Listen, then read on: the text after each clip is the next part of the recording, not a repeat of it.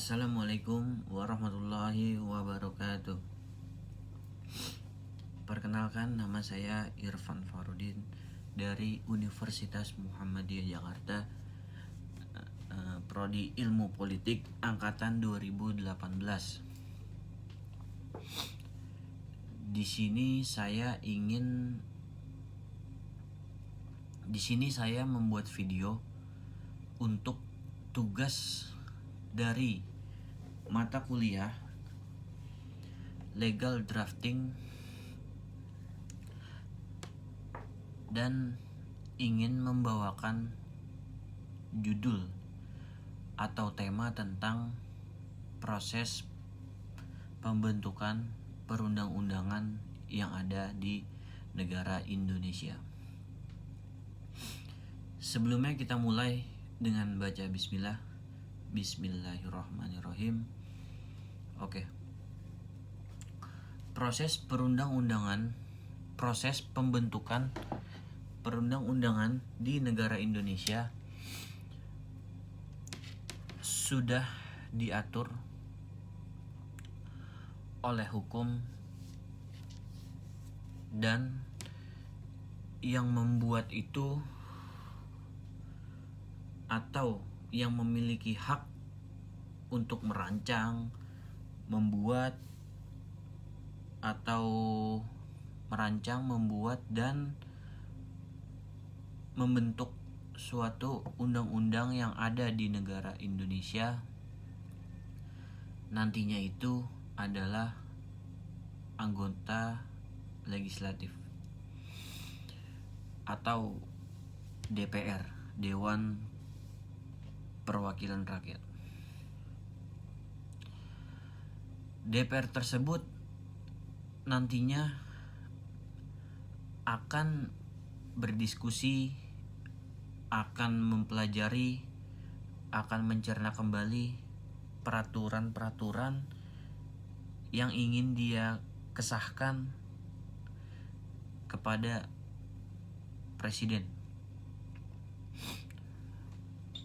Dewan Perwakilan Rakyat atau lembaga legislatif sangat mempunyai titik atau hak untuk membuat suatu peraturan perundang-undangan untuk negara Indonesia. Maka dari itu, ketika ada satu atau beberapa peraturan perundang-undangan yang kurang diterima oleh masyarakat, pasti yang akan kena terlebih dahulu atau diprotes oleh masyarakat itu sendiri anggota DPR. Mereka akan kena terlebih dahulu karena merekalah yang membuat, yang mengesahkan. Bahkan ada juga mereka juga yang melanggar. Sejak dirumuskan atau direncanakan oleh DPR, peraturan tersebut akan dibawa ke meja rapat. Ketika rapat, nanti akan dikumpulkannya partai-partai politik yang lain dan juga anggota-anggota DPR yang lain untuk membahas, untuk mengkaji, untuk memperbaiki, bahkan bahkan untuk memberi masukan-masukan dari peraturan tersebut sebelum nantinya disahkan dan menjadi peraturan undang-undang yang sah dan yang akan dijalankan oleh warga negara Indonesia. Namun ketika warga negara tidak menerimanya, bahkan kontra dengan peraturan-peraturan yang dibuat oleh anggota DPR, akan terjadinya demo atau penolakan yang dianggap merugikan masyarakat itu sendiri. Karena apa? Suatu peraturan ketika dibuat itu pasti peraturan tidak semuanya dapat diterima oleh semua kalangan atau semua masyarakat. Pasti ada yang setuju, ada yang tidak setuju, bahkan ada yang menolak habis-habisan karena dianggap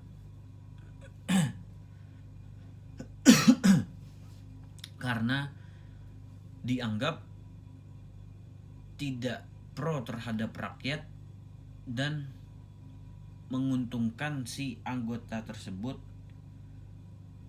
dan juga bahkan masyarakat menganggap bahwa justru peraturan yang dibuat tersebut merugikan masyarakat itu sendiri. Maka dari itu, dalam suatu negara akan diadakan proses peraturan perundang-undangan. Dari proses tersebut, DPR atau Dewan Perwakilan Rakyat mempunyai hak atau wewenang untuk mengajukan, membuat, sampai menjalankannya nanti.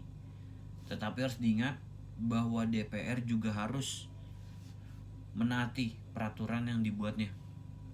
Jangan sampai ketika Dewan Perwakilan Rakyat sudah membuat peraturan-peraturan yang dibuatnya untuk warga negara Indonesia, maka justru anggota DPR tersebut yang melanggarnya. Sungguh itu sangat disayangkan dan akan menjadi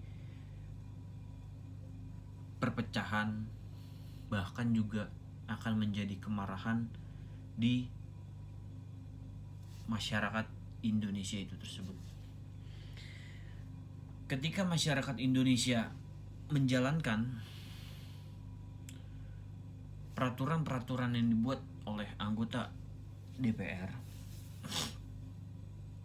maka peraturan tersebut, dari dirancangnya peraturan tersebut hingga dijalankannya itu harus dapat diterima oleh masyarakat tanpa pengecualian.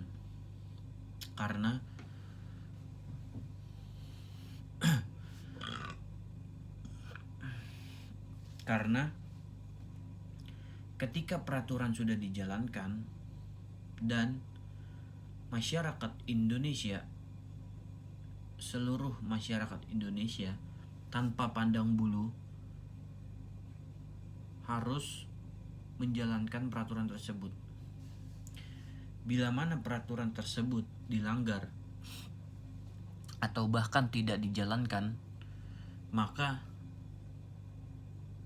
adanya hukum atau adanya proses hukum yang berlaku untuk bagi siapa yang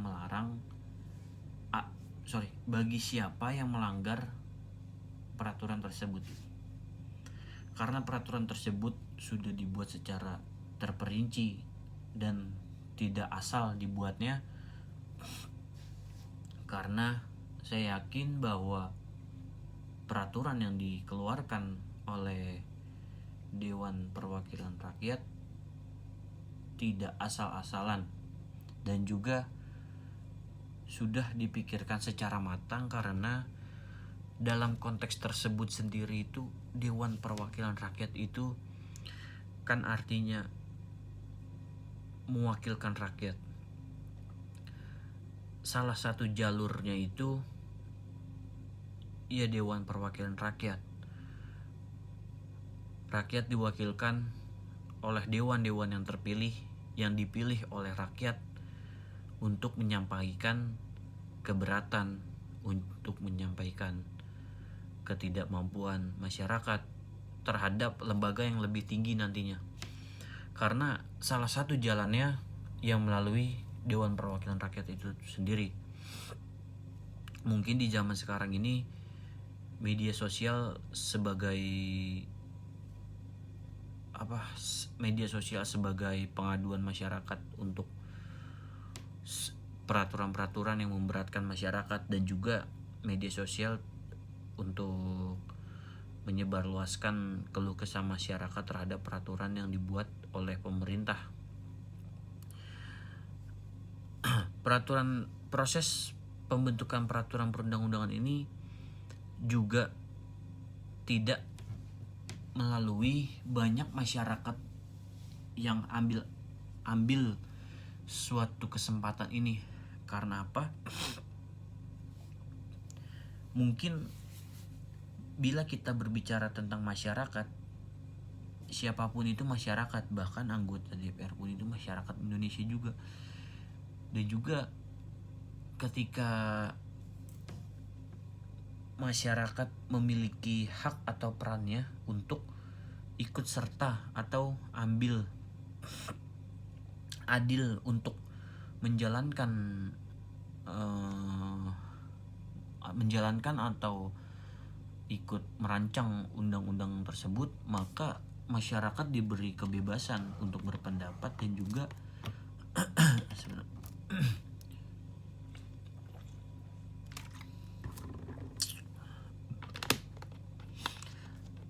juga masyarakat diberi hak untuk menyuarakan apa yang telah menjadi keluh kesah, telah menjadi ganjalan di hati masyarakat terhadap peraturan-peraturan yang sudah dibuat selama ini.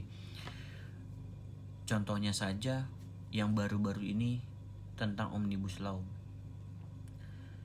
Masyarakat dibenturkan tentang adanya keberatan yang dipusatkan terhadap masyarakat bawah. Masyarakat bawah dihantam dengan isu-isu yang beredar, dengan katanya tidak ada pesangon, terus tidak ada dikurangi jam libur, terus tidak ada kontrak kerja atau dapat diputus kerja sewaktu-waktu. Itu semua adalah isu-isu yang dibuat oleh kalangan-kalangan yang tidak pro terhadap kebijakan DPR. Mereka semua membuat isu tersebut untuk kepentingan pribadi. Karena apa? Lembaga atau apapun itu yang tidak percaya dengan keputusan DPR yang telah dibuat dan direncanakan akan membawa nama masyarakat seolah-olah semua masyarakat Indonesia tidak percaya dengan peraturan tersebut atau tidak menerimanya. Padahal bila kita survei saja, tidak semuanya menolak. Bahkan ada juga yang setuju dan juga merasa teringankan oleh peraturan yang baru. Maka dari itu kita harus memilih-milih berita, atau juga pada zaman ini harus berhati-hati dalam media sosial karena adanya isu-isu yang berterbaran dengan membenturkan nama masyarakat dan kepentingan pribadi untuk melawan kepemimpinan sekarang ini dengan cara membenturkan atau membawa-bawa kepentingan masyarakat lah atau apapun itu. Mungkin itu saja yang bisa saya sampaikan, saya jabarkan, saya ungkapkan dari hati saya sendiri, dan tidak ada bantuan dari manapun. Di sini saya mencoba untuk membuat video dari diri saya sendiri. Mungkin itu saja yang dapat saya sampaikan. Bila ada kekurangan mohon maaf yang sebesar-besarnya, dan juga bila ada tutur kata yang berlibet atau ada yang tidak sempurna, saya mohon maaf yang sebesar-besarnya. Saya Irfan Farudin dari Universitas Muhammadiyah Jakarta. Billahi taufiq wal hidayah. Assalamualaikum warahmatullahi wabarakatuh.